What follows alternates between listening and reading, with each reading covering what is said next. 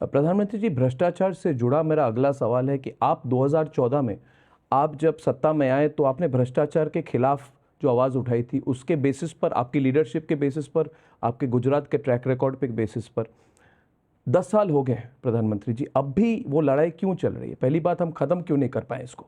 दूसरी बात है कि विपक्ष कहती है कि आईसीई, इनकम टैक्स, सीबीआई और ईडी, इनका दुरुपयोग किया जा रहा है और वो कहते हैं कि क्या ये संभव है कि सिर्फ हमारे ही नेता भ्रष्ट हैं? क्या बीजेपी के कोई नेता भ्रष्ट नहीं है? बीजेपी कोई कर सरकार में भ्रष्टाचार नहीं हो रही है? तो इस पर अगर आप रिस्पॉन्ड कर देखिए, हमारे देश में चर्चा का रूप कैसे बदलता गया। पहले सभी राजनीतिक दल भ्रष्टाचार के खिलाफ बोलना एक फैशन थी, लेकिन करना वही गोरख धंधे और सबके सामने बड़े सफेद दूध जैसे दिखाई दे रहा। जब से मैं आया हूं तो पोल खुलने लगी है कि ये जो बहुत बड़ी बड़ी बातें करते थे उन्हीं के हाथ पैर में गड़बड़ है। अब ये चीजें सबूतों के सामने आई हैं। अब उनको लगा है कि हम भी जो उपदेश देते हैं भ्रष्टाचार खत्म होना चाहिए, अब दे नहीं पाएंगे, तो उनका बोलना बंद हुआ। बोलना बंद हुआ तो उनको लगता है कि यार, पहले तो हम भी भ्रष्टाचार को गाली दे करके अपनी वो कर लेते थे, अब वो कर नहीं पा रहे हैं। दूसरा, कोई मुझे कहे भाई, 2014 में मुझसे मीडिया क्या पूछता था कि भाई 2014 में आप भ्रष्टाचार पे इतने आरोप लगा करके आए, एक्शन क्यों नहीं लिया? मुझे ये पूछा जाता था, एक्शन क्यों नहीं लिया? मैं किसी को बदला तो लेना नहीं चाहता था, मैं किसी का नुकसान नहीं करना चाहता था, लेकिन मैंने सरकार में खुली छूट दी थी कि कानूनन तरीके से जो भी चीज़ें हैं बारीकी से वेरीफाई कीजिए, और अगर मेरी पार्टी का होगा या किसी और पार्टी का होगा, पॉलिटिकल होगा या नॉन पॉलिटिकल होगा, व्यापारी होगा या ब्यूरोक्रेट होगा, ड्रग माफिया होगा कि गन माफिया होगा, हम किसी को नहीं छोड़ेंगे। ये मैं मेरी अपनी टीम, सरकार की सिस्टम का मेरे यही वाक्य होते हैं। उन्होंने अपना काम शुरू किया और मुझे गालियां सुननी पड़ रही थी, बड़ी बड़ी बातें करते थे, कुछ नहीं निकाला नहीं। जैसे एक और मुख्यमंत्री है जो बहुत बड़ी बातें करते, शीला दीक्षित जी को कितनी गालियां दी थी, कितना बदनाम किया था। और मैं व्यक्तिगत रूप से शीला जी का बहुत सम्मान करने वाले व्यक्तियों में से हूँ, वो कांग्रेस के नेता थे, लेकिन उन पर जो आरोप लगाए और जीवन के आखिरी दिन में जिस प्रकार से उनको बदनाम किया गया, मैंने उनको देखा है निकट से, मैं ये बातें गले मेरे नहीं उतरती थी, और इसलिए मैं सीरियस था कि भाई रियलिटी क्या है। और सरकार में आने के बाद मुझे सुविधा थी। हम धीरे धीरे धीरे करते करते करते करते देखे तो 17 में, 18, 19, बाद में धीरे धीरे करके चीजें, अब जब 1.25 लाख करोड़ रुपया दिखता है आपको अटैच, आपको कैश के ढेर दिखते हैं, उसके बाद आप कैसे कह सकते हो कि ईडी सीबीआई गलत कर रही है? मान लीजिए पुलिस वाले ने किसी को खून से रंगे हुए चाकू के साथ पकड़ा, फिर आप कहेंगे कि ये पुलिस गलत है, गलत आदमी को पकड़ा है, कैसे गले उतरेगा जी? देश देख रहा है जी। और इसलिए मैं मानता हूं, दूसरा मेरा अपना ट्रैक रिकॉर्ड जी, इतने साल में रहा। आपको याद हो, मेरे यहाँ अमर सिंह चौधरी लीडर तो अपोजिशन थे, जी, उनका ऑफिशियल बयान था कि भाई मोदी जी पर हम बाकी सब करेंगे, लेकिन हम उन पर भ्रष्टाचार का कोई आरोप नहीं लगा सकते।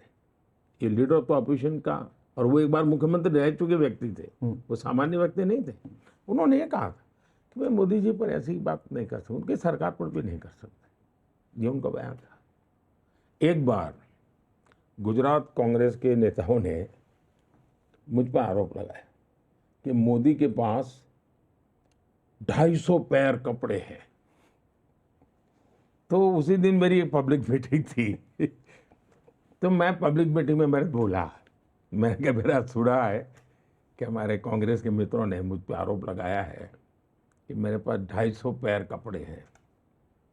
मैंने कहा उसमें या तो 2 गलत है या 5 गलत है लेकिन चलो मान लीजिए, मैं तो कहता हूँ, मैं पब्लिकली कहता हूँ कि भाई ठीक है, चलो उन्होंने कहा तो मान लेता हूँ मेरे पास 250 पैर कपड़े हैं। अब आप मुझे बताइए कि आपको कैसा मुख्यमंत्री चाहिए, जिसके दामाद के पास 250 एकड़ लोगों की दबाई हुई जमीन है, वो मुख्यमंत्री चाहिए कि 250 पैर कपड़े वाला चाहिए? आपको 250 करोड़ रुपया विदेशी बैंक में जमा किया हुआ किसी रिश्तेदार का, वो मुख्यमंत्री चाहिए कि 250 कपड़ों वाले? पब्लिक बोल रही थी हमें 250 कपड़े वाला मुख्यमंत्री चाहिए। तब से as far as Gujarat is concerned, Congress के Nobody can लोगों ने question it. मुझ पे ऐसे आरोप लगाने की गलती नहीं की। तो तीसरे कार्यकाल में ये भ्रष्ट जो हैं, जिन पर कार्रवाई चल रही है और जो है अभी भी, जिन पर हुई नहीं है, उनके लिए क्या मैसेज है आपका? ऐसा है, मेरा मैसेज मेरी सरकार का एक विजन स्टेटमेंट होता है। मेरा मैसेज मेरे व्यक्तिगत वैल्यूज से जुड़ा होता है। मेरा मैसेज मेरे कमिटमेंट से जुड़ा होता है। और इन तीनों विषय में मेरा एक कमिटमेंट है कि मेरे देश में ये बेईमानी का खेल बंद होना चाहिए, देश को आगे बढ़ना है। तो और आज आपको संतोषजनक जिंदगी जीने के लिए ये चोरी लूट करने की जरूरत नहीं है जी। अब देखिए काला बाजारी धीरे धीरे वो विषय खत्म हो रहा है, इरेलीवेंट हो रही जी। लगभग। वरना आज से 20 साल पहले, 15 साल पहले काला बाजारी आती थी। जी जी जी। अब बहुत रेयर केस में कभी काला बाजारी की बात आती है। जैसे काला बाजारी की दुनिया से हम मुक्त हो रहे हैं, वैसे ही भ्रष्टाचार से मुक्त हो सकते हैं, ये मेरा विश्वास है। तो मैं न्यायाधीश तो हूं नहीं, मैं सजा नहीं दे सकता हूं, नहीं मैं पुलिस वाला हूं कि मैं अरेस्ट कर सकता हूं। मैं सरकार को सूचना दे सकता हूं कि मेरी सरकार है, उसका करप्शन के विषय में जीरो टॉलरेंस है, zero compromise. Zero tolerance. Compromise का तो सवाल नहीं उठता, मेरे दरवाजे पर दस्तक नहीं दे सकता है कोई कॉम्प्रोमाइज के लिए। लेकिन एक तो पहलू ये हो गया, लेकिन दूसरा आपको मेहनत करके सॉल्यूशन भी देने पड़ते हैं। जी जी जी। सिर्फ मैं उपदेश दूं और डंडा चलाते रहे लोग, हमारी सरकार वाले, इससे नहीं चलता है। जैसे हमने डायरेक्ट बेनिफिट ट्रांसफर करीब 35-40 लाख करोड़ रुपया डायरेक्ट बेनिफिट ट्रांसफर में गया। अब ये 35-40 लाख करोड़ रुपया, अगर राजीव गांधी ने जो कहा था 1 रुपया जाता है 15 पैसे पहुंचता है, तो 40 लाख करोड़ का क्या हुआ होता भाई? शायद 30 करोड़ तो निकल नमक जितना भी नहीं पहुंचा होता। आज वो पूरा का पूरा पहुंच, 1 रुपया निकलता है, 100 पैसा पहुंचता है। लेकिन रातों रात नहीं हुआ है जी। मुझे जनधन अकाउंट खोलने के लिए मैं हर दूसरे दिन बैंकों के साथ वीडियो कॉन्फ्रेंस करता था, मेरे अफसरों की मीटिंग करता था कि गरीब का बैंक अकाउंट खुला के नहीं। फिर आधार भी देखिए इतनी पवित्र चीज, और सभी सरकारों ने कैसे उसके साथ जुड़ी हुई थी।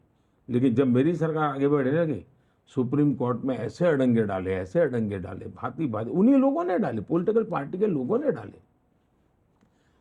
फिर मोबाइल डिजिटल इंडिया मेरी मूवमेंट, तो आधार, मोबाइल और जनधन अकाउंट, ये ऐसे ट्रेनिंग, और ये मेरे मन में डिजाइन क्लियर थी, कोई बाद में नहीं आई।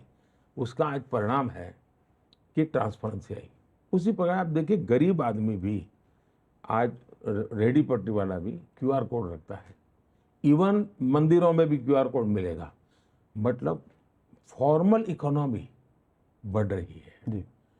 ये जब बढ़ता है तब लीकेज का, करप्शन की संभावनाएं बहुत कम हो जाती है। इवन इलेक्शन में सुप्रीम कोर्ट ने कहा था कि 20,000 रुपये तक आप ले सकते कैश। मैंने कानून बनाकर इसको शायद 2,500 कर दिया, 2,000 2,500 कर दिया। क्यों भी कैश मैंने कम किया। फिर मैंने 2,000 के नोट खत्म कर दी, 1,000 के नोट खत्म कर दी। ये क्यों किया कि जो नोटों के बंडलों का खेल चल रहा है वो मुझे बंद करना है। यानी एक के बाद एक मैं कदम भी ले रहा हूं पॉजिटिवली। तीसरा विषय है जैम पोर्टल मेरा गवर्नमेंट का। गवर्नमेंट को लाखों रुपए की चीज़ें खरीदनी पड़ती है, लाखों करोड़ की खरीदनी पड़ती है, वो अब जैम पोर्टल पे है।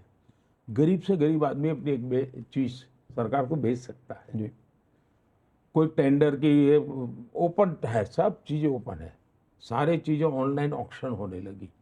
तो ट्रांसपेरेंसी इतनी आई है, तो सरकार ने भी पॉजिटिव चीज़ों पर जितना ज़्यादा बल मिले दे सकते हैं, देना चाहिए। तो हम दोनों तरफ काम कर रहे हैं। जी जी जी जी।